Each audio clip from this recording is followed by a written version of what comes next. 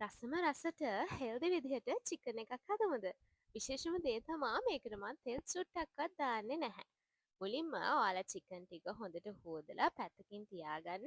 ඊට පස්සේ ග්‍රයින්ඩර් එකක් අරගෙන ඔයාලා සාමාන්‍යයෙන් චිකන් වලට අර කෑලි විදිහට දාන ඒවා තියෙනවානේ. අන්න ඒවා මේ ග්‍රයින්ඩර් එකට දාන්න ඕනේ.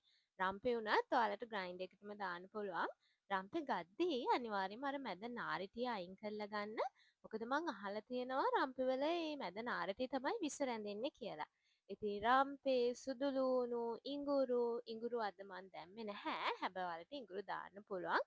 මොකද මං සාමාන්‍යයෙන් චිකන් හදද්දී ඉඟුරු දාන්න ආස නැහැ.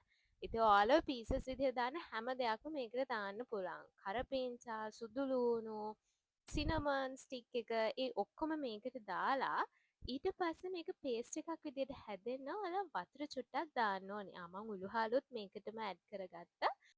නෝමලි අපි බත් කද්දී කරිස් වල තියෙන ඔය රම්පේ කරපිංචා විසික් කරනවානේ. හැබැයි මේ විදිහට චිකන් එක හැදුවොත් ඔන්න ඔයාට ඒවා විසික් කරන්න ඕනේ නැහැ. ඒකත් එක්කම ඔයාට රසට කන්න පුළුවන්.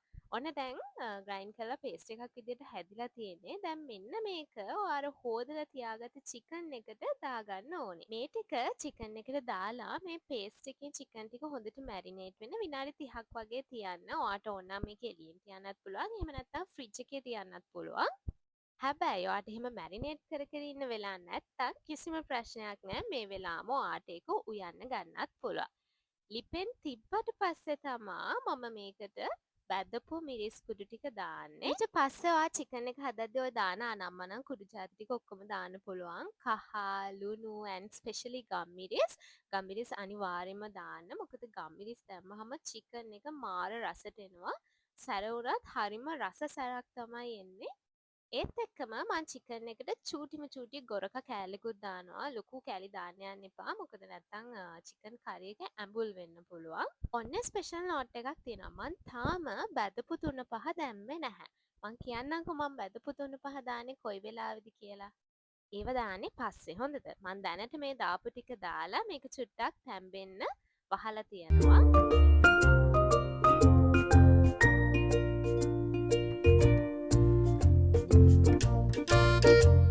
ඔන්න ඔයාට දැන් පේනවද මේ කරි එක හොඳට නටනවා. හොඳට නටාගෙන එනවා. අන්න ඒ වෙලාවට තමයි ඔයා බැදපු තුන පහකුඩු දාන්න ඕනේ.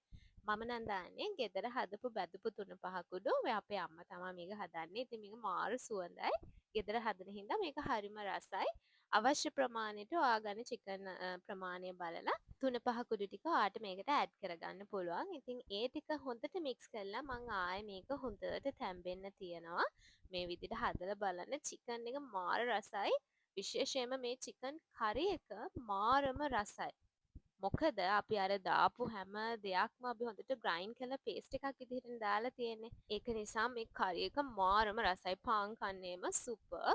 මං ඊට පස්සේ අපේ ගෙදර තියෙන මුරුංගා ගහේ මුරුංගා කොළ ටිකකුත් මේකට ඇඩ් කරගත්තා. මේ විදිහට චිකන් කරි එක හදද්දී රස විතරක් නෙමෙයි මාර සුවඳයි.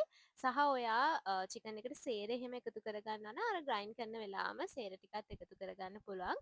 ඔය නම් මම බැලුවේ ලුණු ඇතිද කියලා. ලුණු ගානට තිබ්බ නිසා මං ආයේ ලුණු දාන්න ගියේ නැහැ. දැන් චිකන් එක හොඳ කලර් එකකට හොඳට තැම්බිලා තියෙන නිසා මම මේ වෙලාවේ කිරි ටික දාගන්නවා. පොල් කිරි. ඔයාලට කැමති කිරි එකක් දාගන්න පුළුවන්. ඒ කියන්නේ දිය කිරි ගන්නත් පුළුවන්, මිටි කිරි ගන්නත් පුළුවන්. පොල් කිරි ටික දාලා ඒක හොඳට ආයෙම මික්ස් කරලා චිකන් එකට නිදහසේ කුක් වෙන්න දෙන්න තමා දැන් තියෙන්නේ.